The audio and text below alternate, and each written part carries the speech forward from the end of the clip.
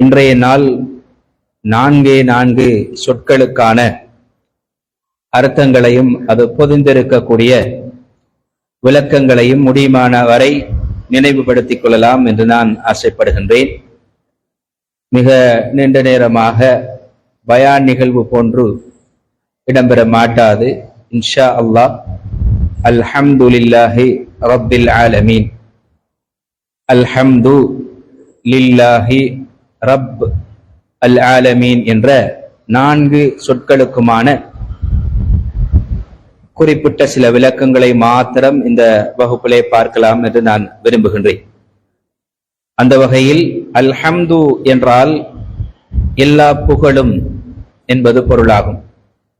லில்லாஹி என்றால் அல்லாஹ்வுக்கு என்பதாகும். ரப்பு என்றால் இறைவன், அல் ஆலமீன் என்றால் அகிலங்களே இருக்கக்கூடிய படைக்கப்பட்ட படைப்பினங்கள், அகிலத்தார்கள் என்று சொல்லுவோம். அதைத்தான் நாம் சுருக்கமாக விளங்கி வைத்திருக்கிறோம். அகிலத்தாரின் ரப்பாகிய அல்லாஹ்வுக்கே எல்லா புகழும் என்று நாங்கள் சுருக்கமாக அதற்கு பொருள் சொல்லுவோம். உண்மையில் இது 4 சொற்களாக இருந்தாலும் அல்லாஹு தஆலாவினுடைய பெருமிதத்தை தெளிவுபடுத்தக்கூடிய, அதனை நாங்கள் புரிந்து கொள்ள வேண்டும், உணர்விலும் செயலிலும் அது இருக்க வேண்டும் என்பதனை ஆர்வப்படுத்தக்கூடிய மிக உன்னதமான சொற்களாக இது இருக்கின்றன. இது இறைவனுடைய பேச்சாகவும் இருக்கின்றன. அல் ஹம்து, ஹம்து என்றால் புகழ் என்பது பொருளாகும். ஹமித என்றால் புகழ்ந்தான் என்ற வினையிலே இருந்து பிறந்த ஒரு சொல் தான் ஹம்து என்பதாகும். இதற்கு முன்னால் வந்திருக்கக்கூடிய அல் என்பதற்கு பொருள் ஜமீ என்று சொல்லுவார்கள், அல்லது குல்லு என்று சொல்லுவார்கள். ஜமீ என்றால் எல்லாம், அனைத்தும் என்பது பொருளாகும். குல்லு என்றாலும் அதே பொருளாகும். அதைத்தான் நாம் பேச்சு வழக்கிலே கூறுகின்ற பொழுது குல்லும் ஹலாஸ் என்று சொல்லுவார்கள். எல்லாம் முடிஞ்சு வைத்து என்று சொன்னா குல்லும் ஹலாஸ் என்று சொல்லுவாங்க. அந்த குல்லும் என்றது அரபுல இருந்து வந்தது. ரெண்டுமே அரபு தான். ஹலாஸ்ங்கிறதும் அரபு தான், குல்லு என்றாலும் அரபு தான். நாங்கள் தமிழாக பேசிக் கொண்டிருக்கிறோம். எனவே அந்த குல்லு என்பது இந்த அல்லினுடைய அர்த்தம் என்பதனை நாங்கள் புரிந்து கொள்ள வேண்டும். சுருக்கமாக இந்த ஹம்துக்கு முன்னால் வந்திருக்கக்கூடிய அல் இருக்கிறதே, இதற்கு அறிஞர்கள் சொல்லுவார்கள், அந்த அல் தஸ்தக்ரிக் ஜமீஅல் மஹாமித் லில்லாஹி சுப்ஹானஹு வ தஆலா. அல்லாஹ்வுக்கு எல்லா வகையான புகழ்ச்சிகளையும் ஒன்று சேர்த்து கொடுப்பதற்குத்தான் அந்த அல் பயன்படுத்தப்படுகிறது. இது எல்லாத்தையும் அது அடையவழைத்துக் கொள்ளும், உள்ளடக்கிக் கொள்ளும் என்பது பொருளாகும்.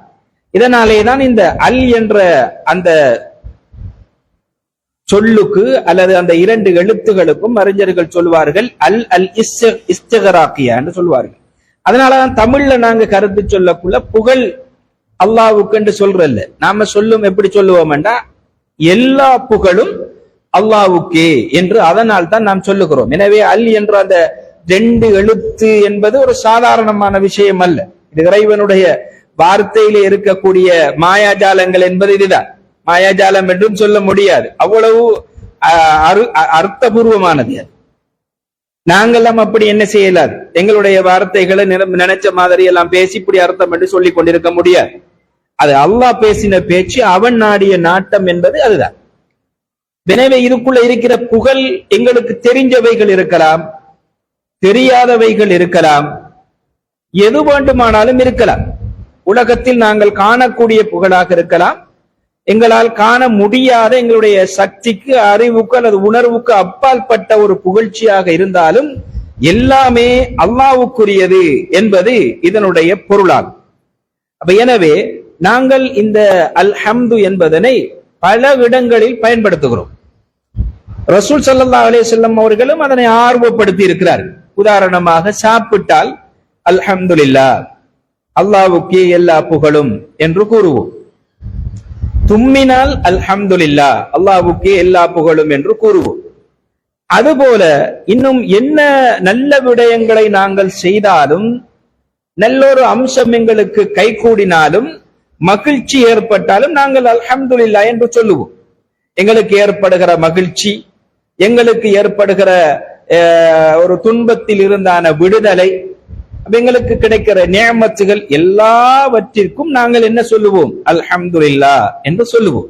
இது தவிர பல இடங்களில் நபிகள் நாயகம் ஸல்லல்லாஹு அலைஹி வஸல்லம் அவர்கள் இந்த அல்ஹம்துலில்லாஹ் என்பதனை ஊக்கப்படுத்த சொல்லி ஆர்வப்படுத்தி இருக்கிறார். எங்களை அதிகமான ஆட்களை நாங்கள் பார்ப்போமாக சாப்பிட்டா அல்லது பிரதானமான உணவை உண்டா மட்டும்தான் நாம் என்ன சொல்றது? அல்ஹம்துலில்லாஹ் சொல்றது. ஒரு காலை சாப்பாடு சாப்பிட்டா, பகை சாப்பாடு சாப்பிட்டா, இரவு நேர சாப்பாடு சாப்பிட்டா மட்டும்தான் அல்ஹம்துலில்லாஹ்னு சொல்றது. அப்படி இருக்கக்கூடாது. முதலாவது எந்த நேரத்தில் எதை சாப்பிட்டாலும் எதை குடித்தாலும் அல்ஹம்துலில்லாஹ் என்று சொல்ல வேண்டும். அந்த உணவை தாண்டிய நிகழ்வுகளில் கூட மகிழ்ச்சி ஏற்பட்டால், அல்லது துன்பத்தில் இருந்து பாதுகாப்பு கிடைத்தால், ஒரு நோயில இருந்து விடுதலை கிடைத்தாலும் நாங்கள் என்ன செய்ய வேண்டும்? அல்ஹம்துலில்லாஹ் என்றதை அன்றாடம் எங்களுடைய வார்த்தையாக நாவிலே நாங்கள் அதனை பயன்படுத்திக் கொள்ள வேண்டும். நபிகள் நாயகம் ஸல்லல்லாஹு அலைஹி வஸல்லம் அவர்கள் சொல்லுகிறார்கள், இன்னல்லாஹ லயர்தல் அப்த் பில் அக்ல் யஅகுலு அல் அக்ல ஃபயஹ்மிதுஹு அலைஹா. ஒரு அடியானை அல்லாஹு தஆலா பொருந்திக் கொள்கிறான். எப்படியான அடியான் தெரியுமா? அவன் உணவு உண்ணுகிறான், ஃபயஹ்மிதுல்லாஹ அலைஹா, அதற்காக அல்லாஹுவை அவன் என்ன செய்கிறான்? அவன் சம்பாதித்து, அவன் கஷ்டப்பட்டு அவன் உண்ணுகிறான். ஆனால் அதை தந்த அல்லாஹ்வுக்கு நன்றி செலுத்துகிறான். அதுதான் அல்ஹம்துலில்லாஹ் என்று சொல்லுகிறான். அதுபோல இன்னும் ஒரு அடியான் என்ன செய்கிறான் என்றால், லயஷ்ரபு அஷ்ஷுர்ப், எதையாவது ஒரு பானத்தை குடிக்கிறான், ஃபயஹ்மிதுல்லாஹ் அலைஹா, அல்லாஹ் அதுக்காக வேண்டி நினைக்கிறான், புகழுகிறான். எனவே இப்படிப்பட்ட இந்த அடியானை அல்லாஹு தஆலா பொருந்திக் கொண்டு விட்டான் என்று நபிகள் நாயகம் ஸல்லல்லாஹு அலைஹி வஸல்லம் அவர்கள் கூறுகிறார்கள். எனவே இது பல நபிமொழி கிரந்தங்களிலே பதிவாகி இருக்கிறது, திருமிதி, முஸ்லிம் போன்ற கிரந்தங்களில். உண்மையில் அல்லாஹுடைய பொருத்தம் எதனால் கிடைக்கிறது என்றால், உங்களுக்கு தெரியும், அல்லாஹ்வுடைய பொருத்தம் கிடைத்தால் சுவர்க்கத்துக்குரியார்கள். இவ சஹாபாக்கள் ரலியல்லாஹு அன்ஹும் வரது அன்ஹு, அவர்களை ஏன் ரலியல்லாஹு அன்ஹு பேரை சொன்னாலே ரலியல்லாஹு அன்ஹு என்று சொல்றோம். ஏன் சொல்றோம் என்றால், அல்லாஹ் அவர்களை பொருந்திக் கொண்டு விட்டான், அதனால பொருந்திக் கொள்வாயாக என்று நாங்களும் என்ன செய்வது? பிரார்த்தனை செய்வது. எனவே மறுமையில் எங்களுக்கு ஒரு வெற்றி கிடைக்கும் என்றிருந்தால் நிச்சயமாக இவ்வாறு எந்நேரமும் அல்லாஹ் அந்த அருளுக்காக அல்ஹம்து சொல்லிக் கொண்டிருப்பவர்களுக்கு அந்த பொருத்தம் கிடைக்கும் என்பதுதான் இந்த நபிமொழியினுடைய பொருளாக இருக்கிறது. எனவே நாங்கள் எல்லா வேளைகளிலும் அல்ஹம்தை அதிகமாக சொல்லக்கூடியவர்களாக இருக்க வேண்டும். அதுபோல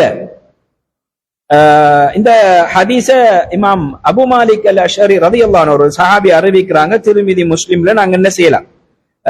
இந்த நபிமொழிகளை பார்க்க முடியுமாக இருக்கு. அதுபோல இன்னும் பல இடங்களில் ஸல்லல்லாஹு அலைஹி வஸல்லம் அவர்கள் ஊக்குவிக்கிறார்கள். ஒரு இடத்துல முஸ்லிம்ல பதிவாகி இருக்கக்கூடிய ஒரு நபிமொழி, அத்தஹூரு ஷத்ருல் ஈமான், பரிசுத்தம் ஈமானின் பாதி ஆகும்.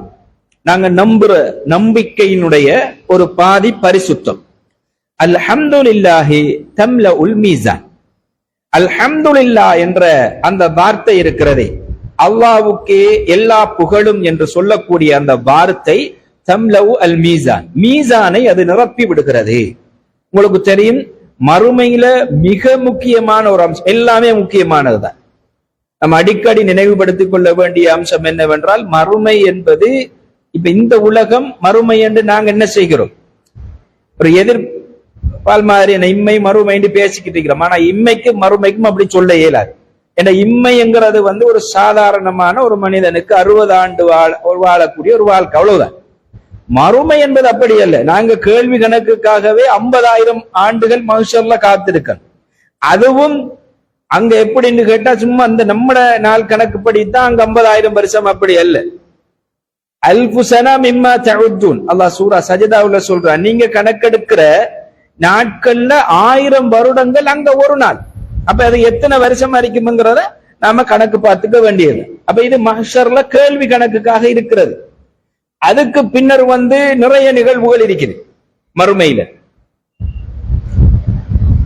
கேள்வி கணக்கு கேட்கிறது, எங்கட நன்மையை அளக்கிறது, பட்டோல வழங்கப்படுறது, சிராத்தல் முஸ்தகிம் பாலத்தை கடக்கிறது, ஹவுதுல் கௌசர்ல நீர் பருகிறது, இப்படி என்று அல்லாஹ்ட நிழல் கிடைக்கிறது என்று பெரிய ஒரு நிகழ்வுகள் வந்து பல்லாயிரக்கணக்கான ஆண்டுகள் இடைவெளியில் நடந்து கொண்டிருக்கக்கூடிய பெரியதொரு அமளி துமளி.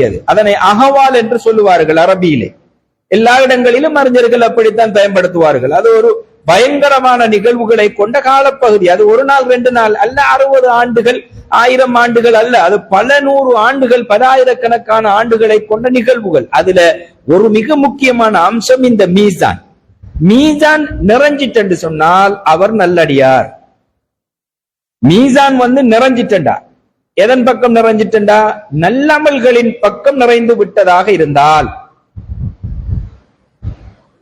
அப்ப அதத்தான் அல்லாஹு தாலா சொல்றான் வந்து யாருடைய அமல் தட்டு கதைக்கிறதோ அவருக்கு என்ன நிலவை அவர் கண்டுகொள்வார். அப்ப எனவே அவர் சுவர்க்கவாதி என்பது பொருள். அப்ப எனவே அந்த மீசானை நிரப்பக்கூடிய சக்தி அல்ஹம்துலில்லாஹ் என்று சொல்லக்கூடிய அந்த ஒற்றை வாசகத்தில் இருக்கிறது என்பதனை புரிந்து கொண்டாலே அதனை எவ்வளவு தூரம் எங்களுடைய நாவினால் மொழிவதற்கு நாங்கள் ஆசைப்படுவோம் என்பதனை தெரிந்து கொள்ளலாம். எனவே இதிலே நாங்கள் அடிக்கடி ஆர்வம் கொள்ளக்கூடியவர்களாக நாங்கள் இருக்க வேண்டும். அதுபோல இன்னும் ஒரு இடத்திலே இப்னு மாஜாவிலே பதிவாகி இருக்கக்கூடிய ஒரு நபிமொழி, அதனையும் நாம் இந்த இடத்திலே நினைவுபடுத்திக் கொள்வது பொருத்தம். லா இலாஹ இல்லல்லாஹ் லஹுல் முல்கு வலஹுல் ஹம்து. யார் ஒரு அடியான் இந்த வாசகத்தை சொல்லுகிறானோ, அல்லாஹுவை தவிர வேறு கடவுள் இல்லை என்று யார் ஒருவன் சொல்லுகிறானோ, லஹுல் முல்கு வலஹுல் ஹம்து, அந்த அல்லாஹ்வுக்குத்தான் ஆட்சி அதிகாரம், அவனுக்குத்தான் புகழ் அனைத்தும் என்று யார் ஒரு அடியான் சொல்லுகிறானோ, அப்போது அல்லாஹு தாலா மகிழ்ச்சியோடு சொல்லுகிறான், சதக அபுதி அன் லா இலாஹ கைரி லா இலாஹ இல்லா அன. என்னை தவிர வேறு கடவுள் இல்லை என்று இந்த அடியான் சொல்வதன் மூலமாக என்னை உண்மைப்படுத்தி விட்டான். அதுபோல அவன் எனக்கே ஆட்சி அதிகாரம் என்று என்னை கூறி என்னை பெருமிதப்படுத்தி விட்டான். எனக்கே புகழ் அனைத்தும் என்று கூறியதனால் அவன் உண்மை சொல்லிவிட்டான் என்று அல்லாஹுடைய தூதர் ஸல்லல்லாஹு அலைஹி வஸல்லம் அவர்கள் அல்லாஹ் கூறுவதாக எங்களுக்கு சொல்லுகிறார்கள்.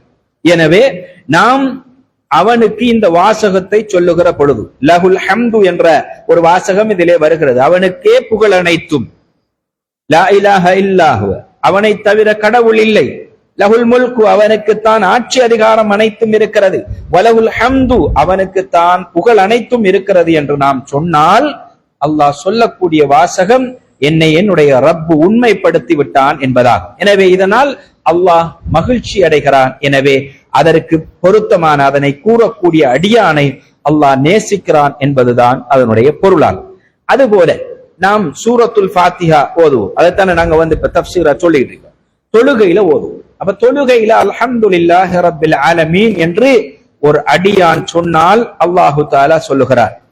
எப்படி சொல்லுகிறான்? ஹமிதனி அப்தி, என்னுடைய அடியான் என்னை புகழ்ந்து விட்டான் என்று அல்லாஹு தாலா சந்தோஷத்தில் சொல்லுவதாக நபிகள் நாயகம் ஸல்லல்லாஹு அலைஹி வஸல்லம் அவர்கள் சொல்லி இருக்கிறதை பார்க்கிறோம். எனவே இதனை நாங்கள் அதிகம் என்ன செய்வோம்?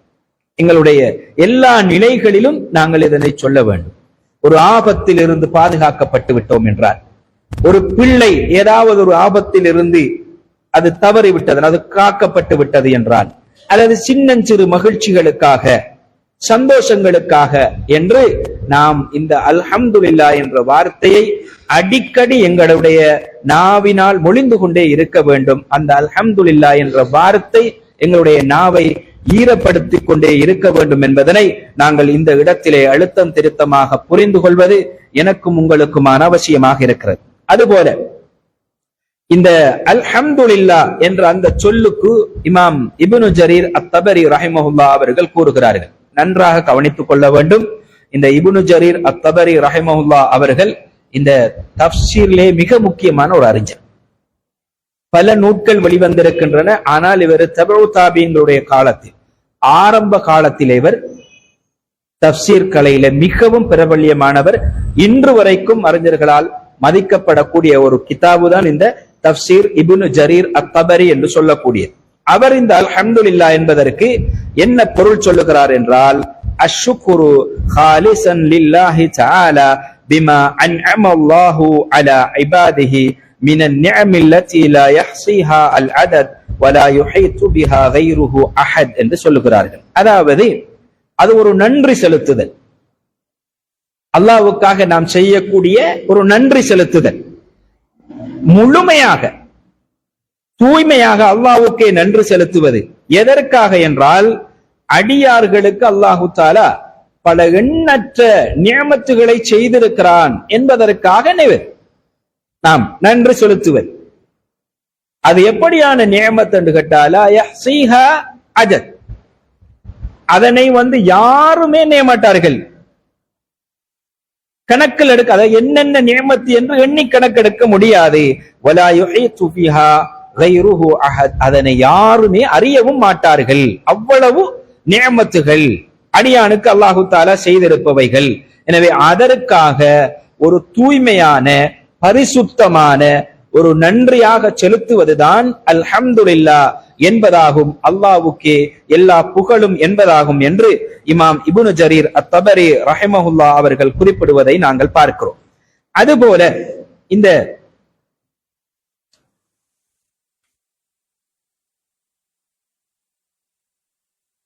அல்ஹம்து இருக்கிறதே, இதனை இரண்டு கோணங்களாக அல்லது இரண்டு விதத்தில் நாங்கள் புரிந்து கொள்ள வேண்டும். இந்த வகுப்பில் இருக்கக்கூடிய மிக முக்கியமான அம்சம் இதுதான். இரண்டு விதங்களாக நாங்கள் அதனை புரிந்து கொள்ள வேண்டும். நாங்க ஒருவர் அல்ஹம்துலில்லாஹி ரப்பில் ஆலமீன், அல்லாஹ்வுக்கே எல்லா புகழும், அகிலங்களின் ரப்பாகிய அல்லாஹ்வுக்கே எல்லா புகழும் என்று சொன்னால், அந்த ஹம்து நாங்கள் இரண்டு அம்சங்களுக்காக சொல்லுகிறோம். ஒன்று என்னவென்றால், ஹம்துன் முஸ்தஹக்குன் வாஜிபுன் லிதாத்திஹி சுப்ஹானஹு வ தஆலா. நன்றாக புரிந்து கொள்ள வேண்டும். இந்த ஹம்து இருக்கிறதே, அது அல்லாஹுக்கு மாத்திரமானது, அது அவனுக்கு உரித்தானது, அதனை நாங்கள் செலுத்துவது எம் மீது வாஜிபானது. அது அல்லாஹு தாலாவுக்கே வாஜிபான அம்சம், அல்லாஹ்வுடைய தாத்துக்கு வாஜிபான அம்சம். தாத்து என்றால் நாங்கள் ஒன்றை புரிந்து கொள்ள வேண்டும்.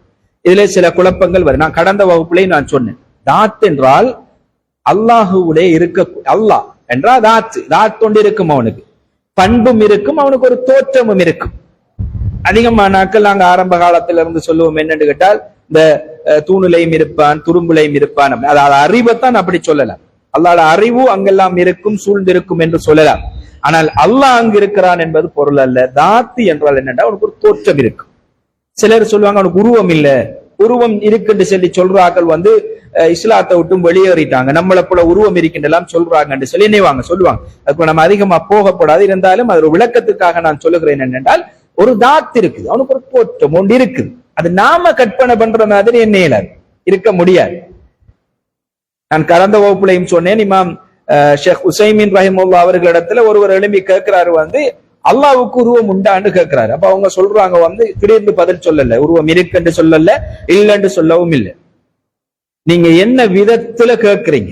நம்மள மாதிரி அல்லது ஒன்றை நீங்க கற்பனை பண்ணிட்டு இப்படியான ஒரு தோற்றம் உருவம் அல்லாஹ்க்கு இருக்கும் என்ற நினைப்புலையா நீங்க கேட்கிறீங்கன்னு கேட்கிறாங்க. அவர் இல்லைன்னு சொன்ன பிறகு அவர் பதில் சொல்றாரு, அல்லாஹ்வுக்கு ஒரு தோற்றம் இருக்கும், ஆனால் நாங்க என்ன கற்பனை பண்றோமோ அதற்கு மாற்றமானவனாக அவன் இருப்பான். நம்ம எவ்வளவுதான் கற்பனை பண்ணினாலும், எவ்வளவு அழகை நாங்கள் கற்பனையில் கொண்டு வந்தாலும், எத்தனை கவிஞர்களுடைய கற்பனையை நாங்கள் ஒரு சேர கொண்டு வந்தாலும், அல்லாஹ்வுடைய அழகையோ அவனுடைய மகத்துவத்தையோ அவனுடைய தோற்றத்தையோ நாங்கள் கற்பனை பண்ணி பார்க்க முடியாது. ஏனென்றால் முகாலஃபத்துஹு தஆலா லில் ஹவாதி, அது அல்லாஹ்வுடைய பண்பு. நம்ம என்னென்னலாம் கற்பனை பண்றோமோ அதற்கு மாற்றமானவனாகவே அவன் இருப்பான். எனவே அவனுக்கு ஒரு தாத்தோடு இருக்குது. அந்த தாத்தோடு சம்பந்தப்பட்டதுதான் இந்த ஹம்து. இப்ப உதாரணமாக எங்களுக்கு கை இருக்கிறது என்றால் அது தாத், என்னுள்ள இருக்கிறது. ஆனா என்னுடைய செயற்பாடு, என்னுடைய அசைவு, என்னுடைய அவைகளெல்லாம் வேறு பண்புகள். எனவே இந்த கை இருக்கிறது என்பதை போல அல்லாஹ்வுக்கு ஹம்து இருக்கிறது, புகழ் இருக்கிறது. அது அவனோட இருக்கக்கூடிய அம்சம். ஏனென்றால் இந்த உலகத்தை படைத்து பரிபாலனம் செய்து கொண்டிருக்கக்கூடியவன் அவன். இதில் அவனுக்கு யாரும் இணையும் இல்லை, துணையும் இல்லை. இந்த உலகத்தை உருவாக்கியவன் அவன், இந்த உலகத்தை பரிபாலனம் செய்து கொண்டிருப்பவன் அவன். அவன் நினைத்தால் மழையை பொழியச் செய்கிறான், அவன் நினைத்தால் காற்றை ஏற்படுத்துகிறான், அவன் நினைத்தால் பேரழிவுகளை ஏற்படுத்துகிறான், அவன் நினைத்தால் பாதுகாக்கவும் செய்கிறான். எனவே இது அவனோடு இருக்கக்கூடிய பண்பு. அப்படிப்பட்ட பேராற்றல் கொண்டவன் என்ற காரணத்தினால் அவன் புகழுக்குரியவன் என்பதால். அப்ப எனவே அந்த புகழ் என்பது சாதாரணமாக எங்களில் இருக்கக்கூடிய புகழ் போன்றது அல்ல. அல்லாஹ்வுடைய பண்பை சொல்லும் போது அறிஞர்கள் இரண்டு அம்சங்களை சேர்த்தே சொல்லுவார்கள். ஒன்று என்னவென்றால் முத்தஸஃபுன் பிகமாலி ஸிஃபாத், அவன் பரிபூரணமான சிபத்துக்கு சொந்தக்காரன், எம்மை போன்றவன் அல்ல. உதாரணமாக நான் பேசக்கூடியவன், எனக்கு ஒரு சிபத் இருக்குது, நான் பேசக்கூடியவன். ஆனால் நீங்க எல்லாரும் அமைதியா இருக்கிறதுனாலதான் என் பேச்சு கேக்குது. நீங்க எல்லாரும் பேசினா ஒருத்தர் கூட என் பேச்சு ஒருத்தருக்கு கூட விளங்காது. அப்ப எனவே நாங்க பலகீனமானாக்கள், பேசுவோம் ஆனால் பேச்சில் பலகீனமானாக்கள். எல்லாரும் பேசினா விளங்காது. அல்லது இப்படி சொல்லலாம், எப்படி எல்லோரும் செவியேற்கக்கூடிய ஆக்கள், ஆனா எல்லாரும் பேசினா இருந்தேன் ஒருத்தர் கேட்காது. ஆனா அல்லாஹ்விடத்துல கையேந்தி ஒரு நாளைக்கு எத்தனை அடியார்கள் பிரார்த்தனை செய்வார்கள், எத்தனை உயிருள்ளவைகள் தஸ்பீஹ் செய்யும், எத்தனை உயிரற்றவைகள் தஸ்பீஹ் செய்யும், அத்தனையையும் செவியேற்கக்கூடிய சக்தி உள்ளவன் அல்லாஹ். அப்ப எனவே அல்லாஹ் பரிபூரணமான பண்புக்கு சொந்தக்காரன். நான் பார்க்கக்கூடியவன், நீங்களும் பார்க்கக்கூடியவர்கள். ஆனால் எங்களுடைய பார்வைக்கு கண்கள் தேவை, எங்களுடைய பார்வைக்கு வெளிச்சம் தேவை, எங்களுடைய பார்வைக்கு தொலைவில் இருக்கக்கூடாது, அண்மித்து மிக அண்மித்தும் இருக்கக்கூடாது, திரை இருக்கக்கூடாது. இப்படியான பல்வேறுபட்ட நிபந்தனைகளோடு தான் நான் பார்க்கக்கூடியவனாக இருக்கிறேன் என்றால் என்னுடைய பார்வை மிக மிக பலகீனமானது. ஆனா அல்லாஹ்வுடைய பார்வைக்கு இப்படியான எதுவும் தேவையில்லை. நடுக்கடலில எத்தனையோ கிலோமீட்டர் தூரத்துல ஒரு சின்னஞ்சிறிய பூச்சி, ஒரு உயிரினம் வாழ்ந்து கொண்டிருக்கிறது என்றால் அதற்கும் அல்லாஹு தஆலா அதனை கண்காணித்து உணவு வழங்கக்கூடிய ஆற்றல் உள்ளவனாக இருக்கிறான் என்றால் அல்லாஹ்வுடைய சிவத்திற்கும் எங்களுக்கு அவன் தந்திருக்கிற சிவத்திற்கும் அதுக்கு சம்பந்தமே இல்லை. அப்ப எனவே நாங்கள் அல்லாஹ்வுடைய தாத்தி என்று வருகிற பொழுது அல்லது அவனுடைய சிபத்து என்று வருகிற பொழுது நாங்கள் அவன் பரிபூரணமான சிபத்துக்கு சொந்தக்காரன், படைப்பினங்கள் பலகீனமான சிபத்துக்கு சொந்தக்காராக்கள் என்பதனை நாங்கள் ஆரம்பத்திலே புரிந்து கொள்ள வேண்டும். அப்ப எனவே அல்லாஹ்வுக்கு ஒரு தாத்தி இருக்கிறது என்றால் அந்த தாத்தோடு சம்பந்தப்பட்ட விஷயமாக ஒரு கோணத்தில் ஒரு விதத்தில் இந்த ஹம்து என்ற புகழ் பார்க்கப்பட வேண்டும். ஏனென்றால் அல்லாஹுவை நாங்கள் அவனுக்கு ஒரு தோற்றமும் இல்லை, அவனுக்கு ஒரு தாத்து இல்லை என்று நாம விளங்கினோம் என்றால் எப்படி புரிந்து கொள்வது, எவ்வாறு அவனை புரிந்து கொள்வது? அவனே சொல்லுகிறார், இன்னக்கும் சதரவுன ரப்பக்கும் லைலத்தல், அதாவது நீங்கள் ஒரு ஒரு ஒரு ஒரு ஃபுல் மூன் நாளில ஒரு நிலவை முழுமையாக நீங்கள் எப்படி பார்ப்பீர்களோ அது போன்று நாளை மறுமையிலே உங்களுடைய ரப்பை நீங்கள் பார்ப்பீர்கள் என்று நிச்சயமாக என்று அல்லாஹு தஆலா குறிப்பிடுகிறார். எனவே நபிகள் நாயகம் ஸல்லல்லாஹு அலைஹி வஸல்லம் அவர்கள் சொல்லுகிறார், அதுபோல சுவனத்திலே எல்லா இன்பங்களும் தந்ததன் பிறகு எல்லாம் உங்களுக்கு கிடைத்து விட்டதா என்று கேட்ட நேரம், இன்னும் ஏதாவது வேண்டுமா என்று கேட்ட நேரம், அடியார்கள் எல்லோரும் வழங்கப்பட்டு இருக்கிற நியமத்துகளை பார்த்து மலைச்சு போய் இதற்கு மேலும் நியமத்துகள் இருக்குமா என்று கேட்பார்கள்.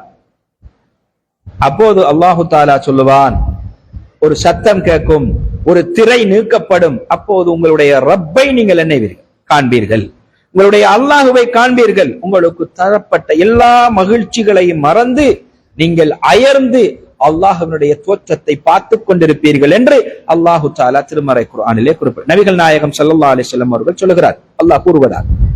அப்ப எனவே அல்லாஹ்வுக்கு ஒரு தாத் இருக்கிறது, அந்த தாத்தோடு தொடர்புடையது ஹம்து என்பதனை ஒரு கோணத்தில் ஒரு விதத்தில் நாங்கள் புரிந்து கொள்ள வேண்டும். இன்னும் ஒரு புறத்தில் எப்படி புரிந்து கொள்ள வேண்டும் என்றால், இந்த உலகத்தில் எனக்காக எல்லா வகையான இன்பங்களையும் எல்லா வகையான அம்சங்களையும் அல்லாஹு தஆலா தந்திருக்கிறானே, அதற்கு நான் அவனுக்கு நன்றி செலுத்த வேண்டும், அதற்கு நான் அவனுக்கு நன்றி உள்ளவனாக இருக்க வேண்டும். எனவே அவன் இவைகளுக்கெல்லாம் புகழுக்குரியவன் என்று இரண்டாவது விதத்தில் அவன் தந்திருக்கிற நலவுகளுக்காக அவனுக்கு நாங்கள் நன்றி செலுத்துவது இன்னும் ஒரு ஹம்து அல்லது இன்னும் ஒரு விதத்தில் புரியப்பட வேண்டிய அல்லாஹ்வினுடைய புகழ் என்பதனை நாங்கள் இந்த இடத்திலே தெளிவாக புரிந்து கொள்ள வேண்டும். எனவே அன்புக்குரிய அல்லாஹ்வினுடைய நல்லடியார்களே, என் அருமை சகோதரர்களே, அந்த இரண்டாவது அந்த ஹம்தை சொல்லுகிற பொழுது ஹம்துன் அலா இஹ்சானிஹி தஆலா அலா இலா இபாதிஹி வ தஃபத்துலுஹு அலைஹிம் பின்னிஅம். அல்லாஹு தஆலா இந்த அடியார்களுக்கு செய்திருக்கக்கூடிய நலவுகளுக்காக, அவன் வழங்கி இருக்கிற அருட்கொடைகளுக்காக இந்த அடியார்கள் அவனை புகழுவது அல்லது அவனுக்கு நன்றி செலுத்துவது என்பதாக இரண்டாவது விதத்தில் நீங்கள் புரிந்து கொள்ள வேண்டும் என்று அல்லாஹு தஆலாவுடைய அல்லாஹ் ஒரு வசனத்திலே குறிப்பிடுகிறார். இவ்வகையில் அறிஞர்கள் எங்களுக்கு தெளிவுபடுத்துகிறார்கள். அல்லாஹு தஆலா அடியார்களுக்கு செய்த அருட்கொடைகளை பற்றி சொல்லுகிற பொழுது வைன் தஅது நிஅமத்தல்லாஹி லா தஹ்சுஹா, ஏனென்றால் எவ்வளவோ நியமத்துகளை அல்லாஹு தஆலா இந்த அடியார்களுக்காக செய்திருக்கிறான், அவைகளை நீங்கள் கணக்கிடுவீர்களாக இருந்தால் நிச்சயமாக அவைகளை எண்ணி மட்டிட முடியாது என்று அல்லாஹு தஆலா தெளிவாக எங்களுக்கு சொல்லுகிறார். அப்ப எனவே அல்லாஹுடைய தாத்திலும் ஒரு ஹம்து இருக்கிறது. அவன் புகழுக்குரியவன். இந்த உலகத்தெல்லாம் படைச்சி அதுல பல்வேறுபட்ட படைப்புகளை உருவாக்கி அவன் இரவு பகலை ஏற்படுத்தி சூரிய சந்திரனை ஏற்படுத்தி கோள்களை உருளச் செய்து அதிலே எந்த விதமான தடங்களும் இல்லாது நாங்கள் ரசிக்கக்கூடிய பல்வேறுபட்ட படைப்புகளை படைத்து நாங்கள் புசிக்கக்கூடிய பல்வேறுபட்ட உணவு பாண்டங்களை படைத்திருக்கக்கூடிய அந்த ரப்பு அவன் ஹம்து புகழுக்குரியவன். அது அவனுடைய தாத்திலே இருக்கக்கூடியது. எங்களுக்காக பல்வேறுபட்ட நலவுகளை அது உணர்வு ரீதியாக, அறிவு ரீதியாக, எங்களுடைய பலம் சார்ந்த, எங்களுடைய எந்த அம்சம் சார்ந்த அம்சமாக இருந்தாலும் அல்லாஹ் தந்திருக்கக்கூடிய அந்த நியமத்துகளுக்காக அவனுக்கு நன்றி செலுத்துவது இரண்டாவது புகழ் என்பதனை நாங்கள் புரிந்து கொள்ள வேண்டும். அடுத்து இருக்கக்கூடிய மூன்றாவது சொல் ரப்பு என்பதாகும். ரப்பு என்றால் இறைவன் என்பது தமிழிலே சொல்லக்கூடிய பொருளாகும். உண்மையிலேயே ஒரு விஷயத்தை நாம் தெளிவாக புரிந்து கொள்ள வேண்டும். அரபு படித்தவன் என்பதற்காக அதனை மிகைப்படுத்தி சொல்லுவேன் என்பதல்ல, எல்லா மொழிக்கும் இருக்கலாம். அரபிகள் சொல்லக்கூடிய விஷயம் என்னவென்றால், அதுவும் இஸ்லாமிய அறிஞர்கள் சொல்லக்கூடிய விஷயம், அரபு மொழியை இன்னும் ஒரு மொழியில் முறையாக அழுத்தம் திருத்தமாக மொழிபெயர்க்க முடியாது என்று சொல்லுவார். நாம் இறைவன் என்று சொன்னால் அதற்கு பன்மை வைக்கலாம், பெண்பால் வைக்கலாம், அல்லது நாங்கள் பார்க்கிற நேரத்தில் மாற்று மதத்தவர்கள் அதனை சாதாரணமாக பயன்படுத்தக்கூடிய ஒரு சொல்லாகவும் இருக்கலாம். அதனாலதான் சில அறிஞர்கள் மிக தூய்மையாக இருக்க வேண்டும் என்பதற்காக இறைவன் என்றெல்லாம் சொல்லப்படாது, அல்லாஹ்ன்ற வார்த்தை மட்டும்தான் பயன்படுத்தணும் என்று சொல்லுவாங்க. எனவே ரப்பு என்பது இறைவன் என்று நாங்கள் புரிந்து கொள்ள அதனை நாங்கள் பயன்படுத்தினாலும் நாங்கள் பேச்சு வழக்கில் பார்க்கிற மாதிரியான சிறிய அர்த்தங்களை கொண்டது அல்ல. ரப்பு என்பது மிகப்பெரிய ஆழமான அர்த்தங்களை கொண்டது அது என்பதனை நாங்கள் புரிந்து கொள்ள வேண்டும். ஏனென்றால் அதற்கு சொல்லுவார்கள் அஸ்ஸய்யிதுல் மாலிகுல் முதப்பிரு ஜமீஅல் ஆலம். இந்த உலகம் எல்லாவற்றையும் பரிபாலனம் பண்ணக்கூடிய, ஆட்சி அதிகாரம் செய்யக்கூடிய ஒரு இணையற்ற தலைவன் அவன்தான் அல்லாஹ், அவன்தான் ரப்பு என்பதாகும் அதனுடைய பொருள் என்று சொல்கிறார். அப்ப எனவே இது ஒரு விசாலமான ஒரு சொல். சாதாரணமாக இறைவன் என்ற கருத்துக்குள் மாத்திரம் அதனை அடக்கிக் கொள்ள முடியாது. அல்லது இறைவன் என்று எங்களுடைய எண்ணம் வருகிற பொழுது இந்த உலகம் முழுக்க ஆட்சி ஆளக்கூடியவன், படைத்து பரிபாலனம் பண்ணக்கூடியவன் என்ற அந்த எண்ணத்தோடு அதனை நாங்கள் புரிந்து கொள்ள வேண்டும். எனவே ரப்பு என்பதும் அல்லாஹுவினுடைய ஒரு சிபத்தாக, ஒரு பண்பாக இருக்கிறது. எல்லாவற்றையும் இந்த உலகத்திலே படைத்து பரிபாலனம் செய்கிறவன் அல்லாஹ், அவன்தான் ரப்பு. இந்த வார்த்தை திருமறை குர்ஆனிலே 500 இடங்களிலே பதிவாகி இருக்கக்கூடிய ஒரு மிகச்சிறப்பான ஒரு வார்த்தையாகும். இந்த வார்த்தையை கொண்டுதான் கபரிலே முதலாவது கேள்வி கேட்கப்பட இருக்கிறது. அதுதான் எங்கள் எல்லோருக்கும் தெரியும், மன் ரப்புக என்ற அந்த வாசகம். ரப்பி அல்லாஹ் என்ற அந்த அழகான பதிலை சொல்லக்கூடியவர்களாக நாங்கள் மாற வேண்டுமாக இருந்தால் அது வாழ்க்கை வடிவிலே வர வேண்டும். அப்போதுதான் நிச்சயமாக நாங்கள் அந்த லேசான பதிலை மிக இலகுவாக மன்னரையிலே சொல்வதற்கு எங்களுக்கு நாவுவர் அல்லது பேச முடியுமானதாக இருக்கும். எனவே அடுத்ததாக இருக்கக்கூடிய சொல் அல் ஆலம். ஆலம் என்றால் அகிலம் என்பது பொருளாகும். அதனுடைய பன்மைதான் ஆலமீன் என்று பயன்படுத்தப்பட்டிருக்கிறது. ஆலமூன் என்றுதான் வரும். ஆனால் ரப்பு என்ற ஒரு உடைய சொல் வந்திருக்கிற காரணத்தினால் உடைமைக்குரியவன் என்ற அந்த நாங்க ரெண்டையும் சேர்த்து இணைத்து சொல்வதாக இருந்தால் அதனை அரபியிலே முதாஃபுன் இலைஹி என்று சொல்வார்கள். ஒன்றை இன்னும் ஒன்றுடன் இணைப்பது, அதாவது அகிலங்களின் ரப்பு என்று சொல்லுகிற பொழுது அந்த மாற்றம் ஏற்படும். அதுதான் ஆலமூன் என்பது ஆலமீன் என்று வந்திருக்கிறது. இது அரபு தெரிந்தவர்களுக்கு மிக இலகுவாக புரியும். ஆலமீன் என்றால் ஆலம் என்ற அந்த சொல்லினுடைய பன்மையாக இருக்கிறது. ஆலம் என்றால் என்ன என்றால், நாங்கள் அகிலத்தார் அல்லது அகிலங்களின் இரட்சகன் என்று இலகுவாக சொல்லுவோம். ஆலம் என்றால் குல்லு மன் சிவல்லா அல்லது குல்லு மா சிவல்லா. அல்லாஹ் அல்லாத எல்லாமே ஆலம் தான். அல்லாஹ் தவிர்ந்த எல்லாம் ஆலம். அது வானம் இருக்கலாம், பூமியா இருக்கலாம், வானவர்களாக இருக்கலாம், வானத்தில் படைக்கப்பட்டிருக்கிற படைப்புகளாக இருக்கலாம், பூமியிலே படைக்கப்பட்டிருக்கிற நீரிலே படைக்கப்பட்டிருக்கிற படைப்புகளாக இருக்கலாம், நாங்கள் தெரிந்தவைகளாக இருக்கலாம், தெரியாதவைகளாக இருக்கலாம், உயிரினங்களாக இருக்கலாம், அதிலும் பறவைகள், விலங்குகள் அல்லது உயிரற்றவைகள் எதுவாக இருந்தாலும் எல்லாவற்றுக்கும் ஆலமுன் என்ற வார்த்தை பயன்படுத்தப்படும். அதனாலேதான் ஜின்கள் என்றால் யார் என்ற ஒரு கேள்விக்கு அல்லது அதற்கான வரைவிலக்கணம் சொல்லுகிற பொழுது மிக இலகுவாக சொல்லுவார்கள், ஆலமுன் முஸ்ததருன், மறைவான ஒரு படைப்பு, எங்களுக்கு தெரியாது, ஆனா இருப்பாங்க, எங்களுக்கு தெரியாது.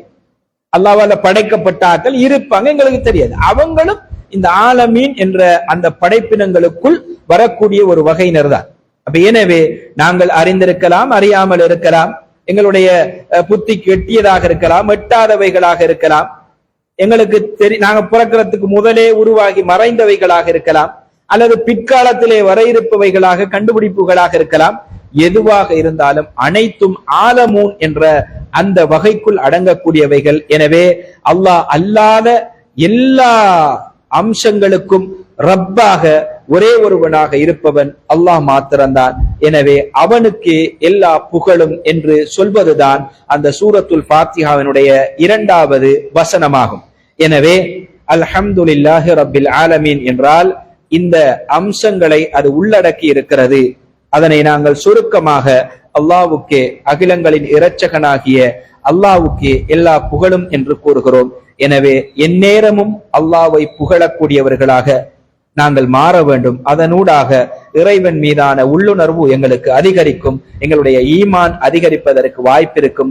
அதன் பிறகு நல்லமல்கள் செய்வதற்கான ஆசையும் அவாவும் எங்கள் உள்ளங்களிலே ஏற்படும். எனவே அப்படிப்பட்ட ஆசையையும் அவாவையும் அல்லாஹு தஆலா எங்களுடைய உள்ளங்களிலே நிரப்புவானாக. வஆகிரு தஅவானா அல்ஹம்துலில்லாஹி ரப்பில் ஆலமீன். வஸ்ஸலாமு அலைக்கும் வரஹ்மத்துல்லாஹி வபரகாத்துஹு.